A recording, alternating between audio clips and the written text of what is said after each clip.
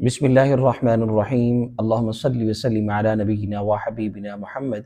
अस्सलामु अलैकुम व रहमतुल्लाहि व बरकातुहू। नाज़रीन मोहतरम, आज हमारा जो मौजू है वो आखिरत के मुताल्लिक़ है और इस मौजू के हिसाब से हम सूरतुल क़ियामा की इब्तदाई 3 आयात का मुताला करेंगे।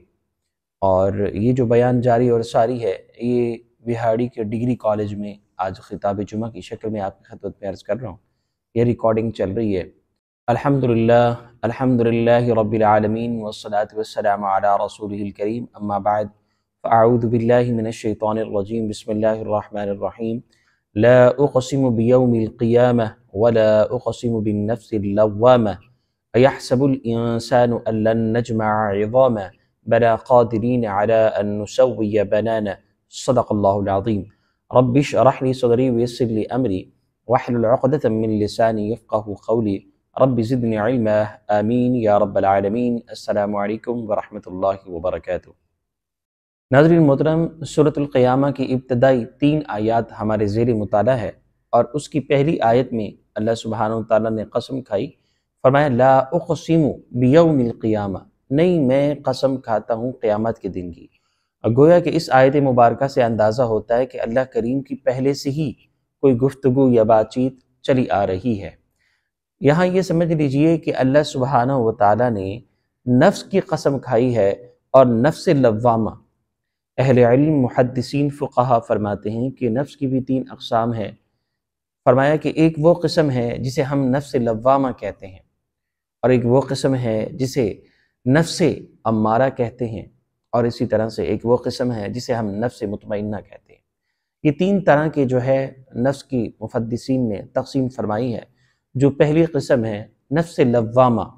नफ्स लव्वामा को आप मलामत करने वाला नफ्स समझ सकते हैं इस एतबार से, जिसे कि गोया कि हम आम ज़ुबान में कहते हैं ज़मीर। जैसे हम कहते हैं ना कि मेरा ज़मीर गवारा नहीं कर रहा, मैं ये काम नहीं कर सकता, मेरा ज़मीर मुझे इजाज़त नहीं दे रहा और ये मुझसे काम हो गया है, गलत हो गया है, लेकिन मेरा ज़मीर मुझे अंदर से डांट रहा है। ये मेरे और आपके अल्फाज होते हैं जिसकी आसानी से हम अपने अंदर से एहतसाबी कर लेते हैं। और अगर मुहद्दिसीन की इस तरह में ये बात करें तो अब यूँ कह लीजिए कि लव्वामा उस नफ्स को कहते हैं जो मलामत करने वाला हो, जो गलती और कुताही पर अपने आप को एहतसाबी की शक्ल में आकर शर्मिंदगी का इजहार करे। इसे असल में कहते हैं नफ्स लव्वामा। इसी तरह से दूसरा जो नफ्स है वो नफ्स अम्मारा है। नफ्स अम्मारा के हवाले से ये समझ लें कि बुराई पर उकसाने वाला, यानी मेरी ख्वाहिश है मैं ये कर लूँ, मेरी ख्वाहिश है मैं ये काम कर लूँ, मेरी ख्वाहिश है वो काम कर लूँ। अब इस ये नहीं देखेंगे कि ये सही है या गलत है, ठीक है। अगर सही है तो भी कोई हर्ज की बात नहीं, मेरे नफ्स को जो है वो उसको सुकून मिल गया और उसकी ख्वाहिश जो है वो पूरी होगी। और अगर हराम से है तो भी कोई हर्ज की बात नहीं। तो ये जो नफ्स अम्मारा है ये बुराई पर उकसाता है। तो इसी तरह से फिर जो तीसरी शक्ल आती है नफ्स के हवाले से वो नफ्स मुतमइन्ना है, जिसे कुरान ने बयान किया या अय्यतुहन नफ्सुल मुतमइन्ना, यानी इत्मीनान वाला नफ्स मुतमइन जो अल्लाह की मोहब्बत और क़ुर्बत इलाही से मुतमइन कर दे। तो ये तो इरजिई इला रब्बिकी रादियतम मर्दिया, अल्लाह की मोहब्बत में राज़ी होता है और इसकी रज़ा अल्लाह की रज़ा होती है। ये असल में जो नुमाया नफ्स है, यूँ कह लीजिए जो नुमाई बात है, जो वाज़ेह तौर पर बात की जा रही है, वो नफ्स मुतमइन्ना है। तो इस एतबार से ये भी समझ लीजिए कि जो नफ्स लव्वामा और नफ्स मुतमइन्ना है ये अल्लाह ने हमारे अंदर रख कर हमें दुनिया के मामलात को शक्ल दी है। मिसाल के तौर पर मैंने ज़िंदगी गुजारनी है और मेरे घर के मामलात भी हैं और दीगर वसाइल भी हैं, वो सारी चीज़ें सामने रख कर मैंने ज़िंदगी गुजारनी है। लेकिन आजमाइश आ गया, मैं क्या करूँ? मैं क्या बुराई करूँगा? मैं हराम खोरी करूँगा? मैं बुरे काम करूँगा? तो अगर मैं करूँगा तो मुझे रोकने वाला कौन है? एक तो सामने सी बात है, एक तो ज़ाहिरी सी बात है, अल्लाह करीम के अहकाम है। अगर मैं बुराई करूँगा तो यकीनन मुझे डर है आखिरत का, मुझे आखिरत का अल्लाह के सामने पेश करना है जवाब। और दूसरी शक्ल ये है कि क़ब्र के मनाज़िर भी हैं, क़ब्र में भी मुझे अल्लाह सुब्हानहु व तआला के सामने अपने सारे अमाल का हिसाब देना होगा। और क़यामत के रोज़ अल्लाह सुब्हानहु व तआला हमें हमारी ज़िंदगी के बारे में, हमारे इसी तरह से माल के हवाले से, ये सारी चीज़ें हमसे अल्लाह सुब्हानहु व तआला पूछेगा।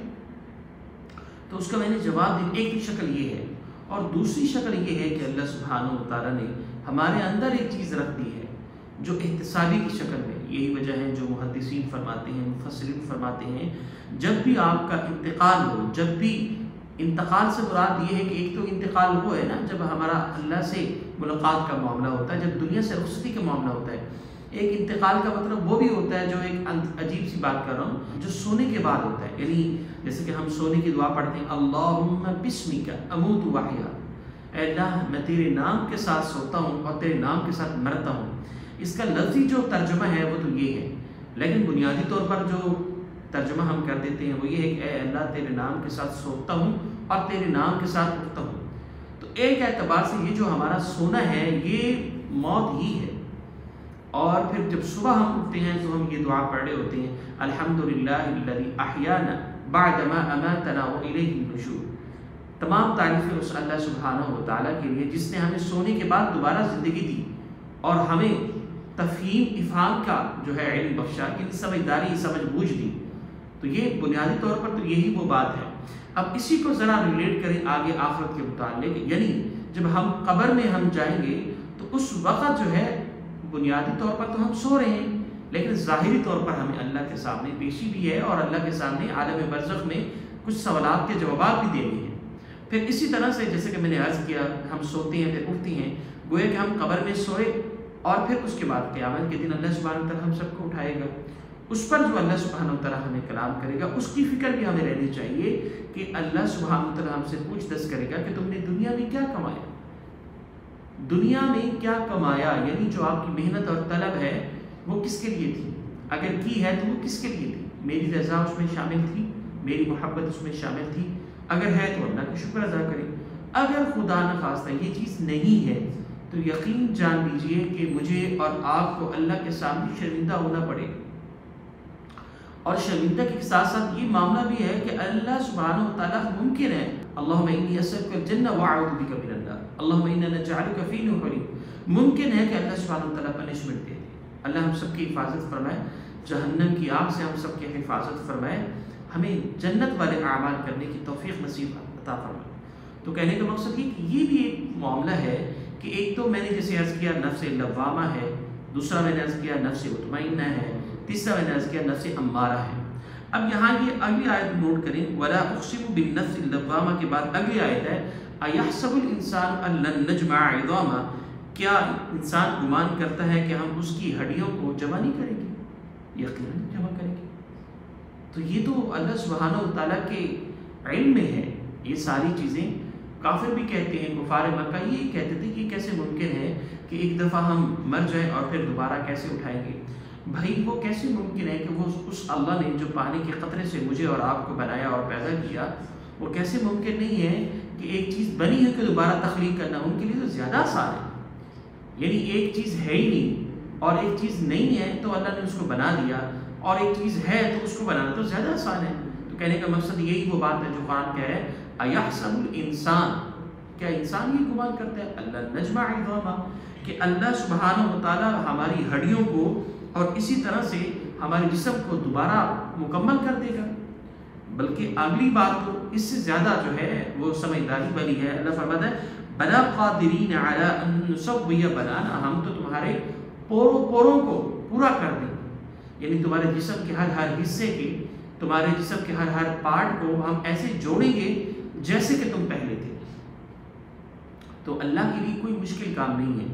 تو اس اعتبار سے ہمیں یہ اندازہ ہوتا ہے کہ اللہ نے مختلف طریقوں سے مختلف حصوں سے ہمیں بنایا اور سجایا، اور پھر اسی طریقے سے میرا اور آپ کا مقصد بھی سمجھا دیا. بلکہ اللہ نے فرمایا کہ وَمَا خَلَقْتُ الْجِنَّ وَالْإِنسَ إِلَّا لِيَعْبُدُونِ، اللہ کی بندگی، اللہ کی عبادت میرا اور آپ کا مقصد ہے. اور اگر خدا نخواستہ یہ ہم نہیں کر رہے تو سمجھ لیجئے کہ ہم اپنے ٹریک سے ہٹ گئے ہیں، ہم اپنے مقصد سے ہٹ گئے ہیں. اور جو انسان اپنے مقصد سے ہٹتا ہے، جو اپنے ٹریک سے ہٹتا ہے، تو سمجھ لیجئے کہ اللہ سبحانہ و تعالیٰ بے نیاز ہے. مجھے اور آپ کو اللہ کی ضرورت ہے، اللہ کو ہماری ضرورت نہیں ہے. تو یہ وہ ساری چیزیں ہیں جو اس آیات مبارکہ میں بیان کی جا رہی ہیں.